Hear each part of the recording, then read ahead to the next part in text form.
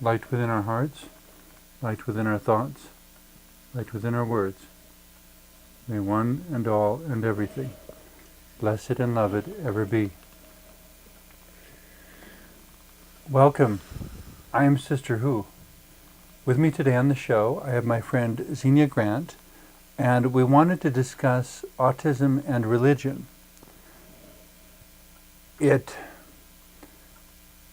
seems to me, well, that's such a broad subject.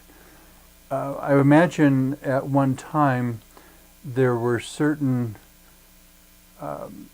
sects or maybe not whole religions who would have perceived an autistic person as being possessed or negatively affected by some evil spirit. That historically, probably many people in history from many different traditions probably thought that, in the ancient world. Does religion in any of our historical things, I mean, even till the recent century, I mean, all the way up to the late 20th century, I don't know that any religion was really able to embrace or understand or interact with an autistic mindset. I'm not sure, because I know that in Russia there is a tradition of holy fools. Okay. And some of those fools for Christ may have been on the spectrum, but I'm not sure, and I don't have enough information to elaborate at this time. But it wouldn't have been, it would have been a place for people who may have been autistic, but it wouldn't have been recognized as autism or as any specific condition. It's just some way that they allowed for those who were anomalous to fit in. That's a possibility. Thinking about the fool or the court jester or such, to me is a form of the sacred clown.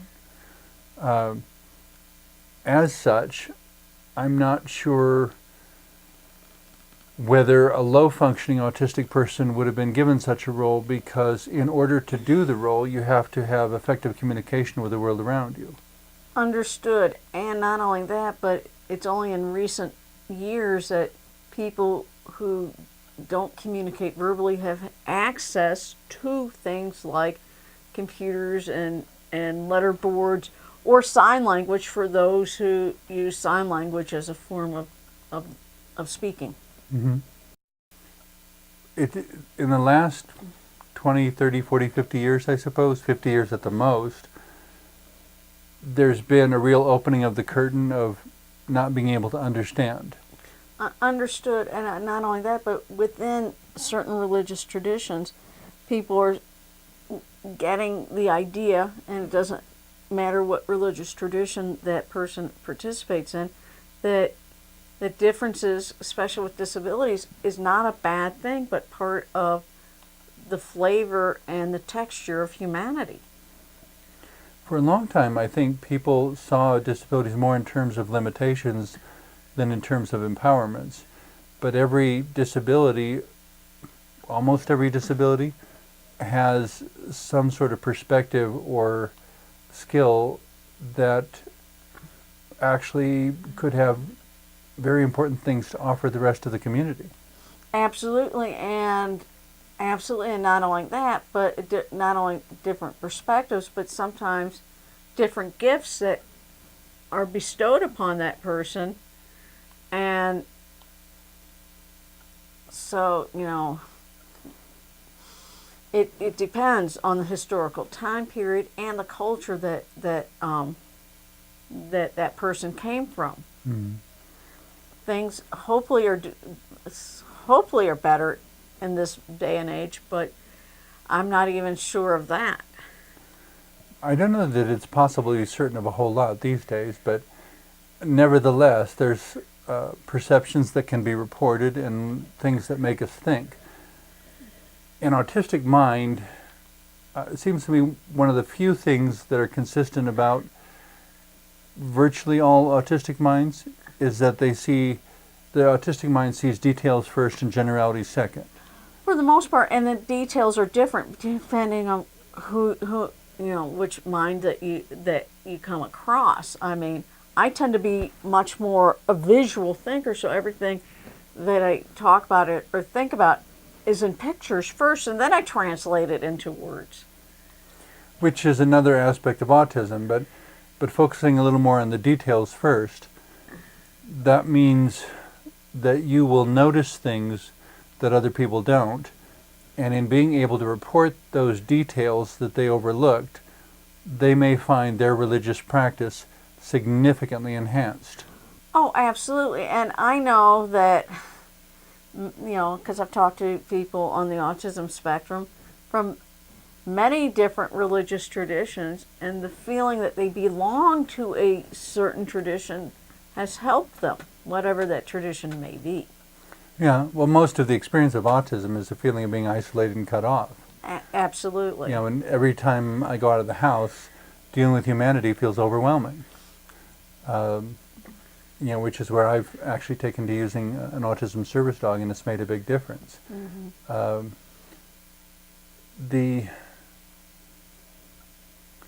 Coming back to the point of autism and religion, though, correct me if I'm wrong, but basically every religion presumes the existence of some higher power, being, wisdom, something. Absolutely. Some sense of God. Yeah, and in a monotheistic religious traditions, it is the idea of one God, whereas other traditions believe that there are many gods or goddesses. With a sort of character of the divine that interconnects them? That is a possibility. I don't know as much about non-monotheistic traditions to comment any more than that. I mean, there would have to be some sort of harmony in order for it to be a cohesive system. I don't know. I have read that Hinduism's been in existence for thousands of years, and it has many gods and goddesses. Mm-hmm. And yet they fit together in a sort of pantheon. They're, in my understanding, Mm-hmm. but I'm looking to it kind of as an outsider. Oh, same But here. there's similar themes that run through all the stories and characterizations. One could wonder whether those are more relevant to the local culture than to any particular experience of the divine. That is a possibility. I can only speak from my experiences and from the tradition, faith tradition that I practice. Yeah. But coming back to the subject of autism and religion, it seems to me autistics, except by accident or unknowingly, people with autism would more likely be excluded from administrative positions and pivotal places of contribution to the religious practices. That is a possibility. I have read that I have read in different reports from the press, a family who has an autistic child, and that church, it's usually from the different Christian traditions. I'm not qualified enough to speak about other traditions, and that family is not welcome at that church. The family isn't welcome because of their autistic child. I've read reports of that. To me, that sounds kind of outrageous, but It is. I think we have to be careful, we meaning anybody who goes to church, I guess, that the allegedly spiritual environment we create there is one that embraces each person. I guess I do believe that every person is divinely created. From the tradition that I'm a part of, we are all human beings, good, bad, ugly, indifferent, disabled, non-disabled, what have you, are all made in the image of God. As such, nobody should be excluded. Exactly. When people don't understand autistics, though, I think some of them worry that something's out of balance or out of control or something, and they shy away from it. Or they view it as a punishment, or it looks bad on the family, or what have you. Which I guess, to cut through all the top-level theological stuff, just come to a basic question. considering how much of a struggle life is, does God really love the autistic? From the tradition that I can only speak for myself and for my tradition, I cannot speak for others. And you're not being asked to. You're the guest on the show and they're not. So you don't need to keep saying about them. From my tradition as an Russian Orthodox Christian, God loves everybody. Autistic, non-autistic, black, white, Jew, Arab, everybody. You know, what part of all don't you understand, right? That's a common question for a lot of different religious practices. You know, what part of all don't you understand? I think it is a serious question, though, as humanity is trying to come to terms with a physical manifestation that is complex and anomalous, and they don't quite know what to make of it, and a divine that is supposed to give us guidance toward virtuous living or positive relationship or something desirable. I mean, and how do we put the two together? Well, I mean, God made us so we could be more like God. It's just taking us a while to get there. I mean, the Greek term is theosis, and that is the goal of Theosis? theosis. It's a Greek term meaning what God is by nature, we are by adoption. Okay. Coming back to autism, though, when you have a differently wired brain that notices details, that avoids duplicity, and so it's naturally predisposed to honesty and truth. If an autistic person wants to pursue spiritual development, how would you counsel a person to go about such a thing? Oh boy. Ugh. Is it just a question of do the rituals specified by the church? I mean, boy. I mean, I'm sorry, is that too hard of a question? it's an excellent question, and I think in the 20 years that I've been practicing orthodoxy, I've only met one or two other autistics who are also of the same faith tradition as I. And so I don't know how to answer that question. Did you ever get a chance to talk with them at length about theology? Not really. Okay. I mean, to me, it's something that should be discussed a lot more places in a lot more ways, because it's all part of an individual and collective search for human-divine relationship. Yeah. The problem I find with many religions, many denominations within Christianity, is that they seem to have slipped into a kind of rote practice of going through the motions, not really understanding or believing what they're saying. And consequently, there isn't enough latitude within that to fully integrate something as different as autism. I don't know. I really don't know. I've talked to a lot of people on the spectrum from many different religious traditions. Mormons, Catholics, Protestants, Jews, and they're trying to have a relationship with God, and that's really all I can say, because every soul encounters God differently and individually. Well, and it could also be said that God reveals God's self to each soul in different ways. Absolutely. I mean, it's not just us deciding how God will or won't appear. It's you can appear or not as you see fit, God, because I don't know how to tell you how to be. And there's something totally ridiculous about a human being telling God how to appear, in what way, in what form, and you can only speak using biblical text because we've decided that's all you have to say, and all kinds of other ridiculous things of humanity trying to control God, which is a totally ridiculous idea. I mean, God reaches people in different ways. And He has in all times.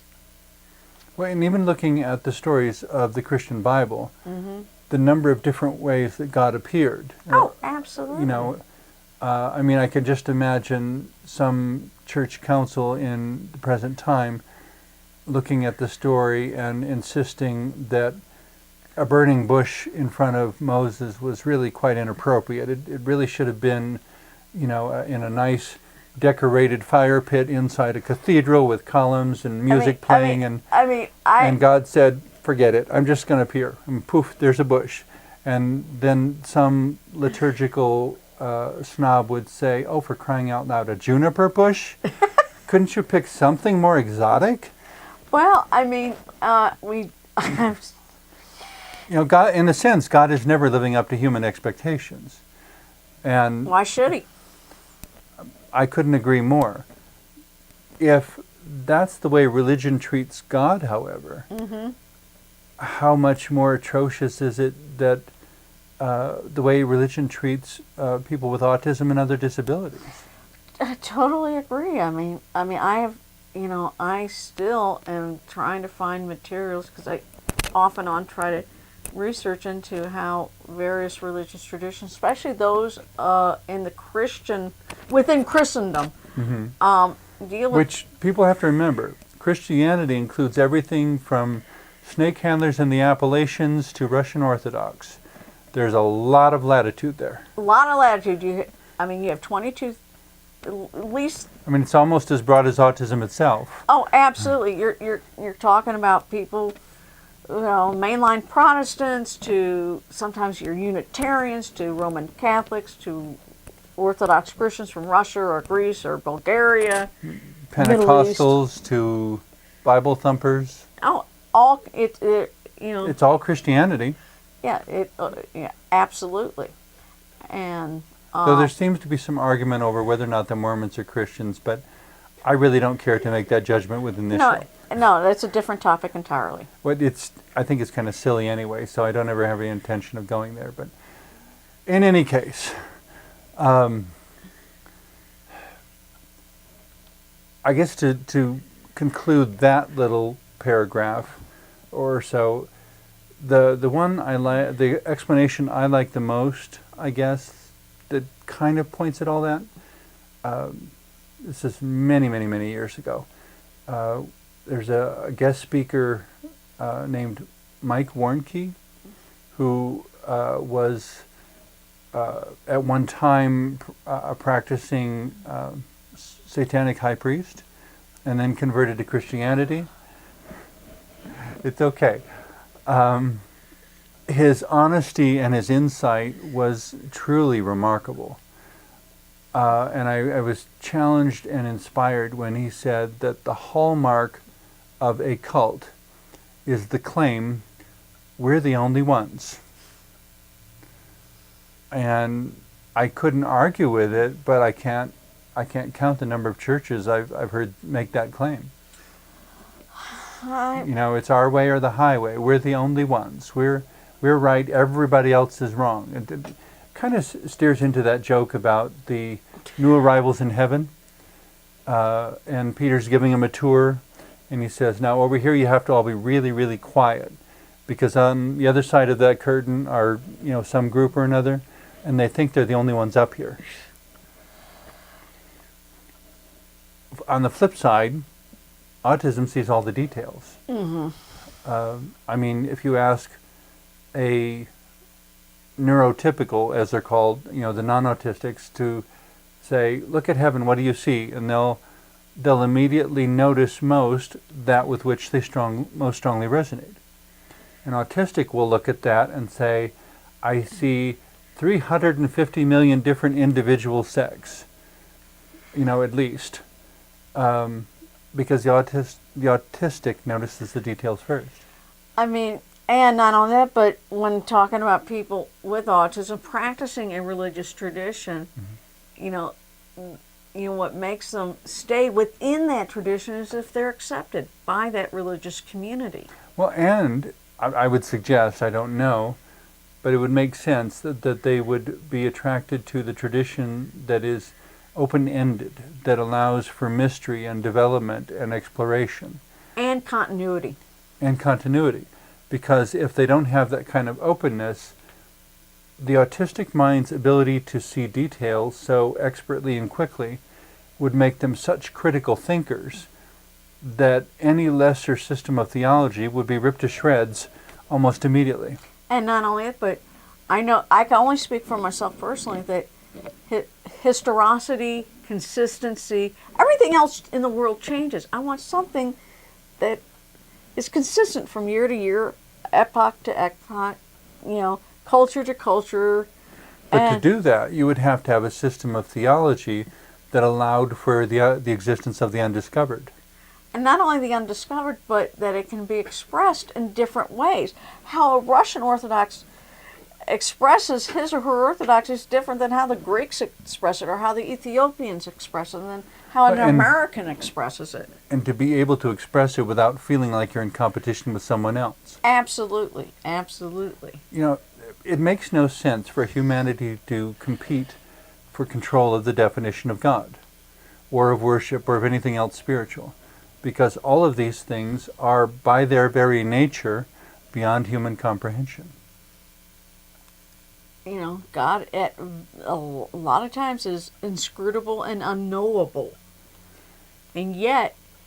But that's not a discouragement from looking. No, it's not a discouragement from looking. And as a Christian, we know that the third person of the Trinity, Jesus Christ, the Son of God, became man and was crucified. Jesus Christ was a human like everybody else. He was born as a helpless baby, wore diapers and dirtied his mother's floor, and grew up as a kid and became an adult and things like that. He was fully human in every way. It's a particular story that Christianity employs, and I'm in no position to say whether it's true or false. In relating religion to autism, though, I don't think it's so much that we would worry about whether it's true or false, if it was unprovable one way or the other, as that we would want to know all the details. It's not just what kind of relationship any particular biblical figure had with his or her mother. It's, and what was the mother wearing? A nice blue dress and sandals? Did she have a cover on her head? What clothing did the father wear? What kind of house did they live in? Did Jesus have a dog? Or a donkey, or a horse. I don't know if they had pets at that time or not. Probably the dogs ran wild. I'm not so sure about what ancient Israelis did. I have no idea, and I'm not sure it's important. But my point is that from an autistic mindset, you would notice the details, and possibly you would even begin to draw meaning from the details. And not only that, but a lot of us on the spectrum are looking for acceptance and unconditional love. Yeah, that much you should be able to find from God, but that raises the distinction that God needs to be separable from religion. God and religion are not the same thing, because the unconditional love you may get from God, but it's extremely unlikely you're going to find it in any religion. It depends on the person. It depends on the community, the faith. There's so many factors that I'm not even willing to generalize even that. Do you think any religious group of humanity is capable of unconditional love? I would say certain individuals are. But not groups? It depends. It depends. I would say it's extremely improbable that you would find it within groups, specifically because of the variety and diversity of personalities that are included. That's a possibility. I'm not even willing to venture even that far. We're almost out of time, though, so is there anything specifically about the relationship between autism and religion that you would like to be sure we include? Just to know, to the general public, that people with autism have religious longings and do participate in various religious traditions. Largely self-chosen? It depends. Some are brought up within a tradition and they accept that tradition. Some choose it. Depends on the individual. Either way, it has to be individually validated. Exactly. Well, perhaps I was gonna say, perhaps that's a good note to end on. But I guess that's one of the commonalities that autistics would have with everybody else as well, is that ultimately spirituality, to be authentic, has to be self-chosen. It doesn't come by osmosis. It doesn't just soak in. It has to be of one's free will. Yeah. But I guess that's true, but I guess what I was getting at was, it's not the going to church that makes it, it's the reality in the heart. And of course the heart is this deep inner part of the person with which it's very difficult to communicate effectively. And that's the principal challenge of autism also. Yeah. So, in any case, thank you very much for everything you've shared today. Thank you. And Thank you. thank all of you for watching. Hopefully we've shared some things that will get your own thoughts going and open new possibilities for you as well.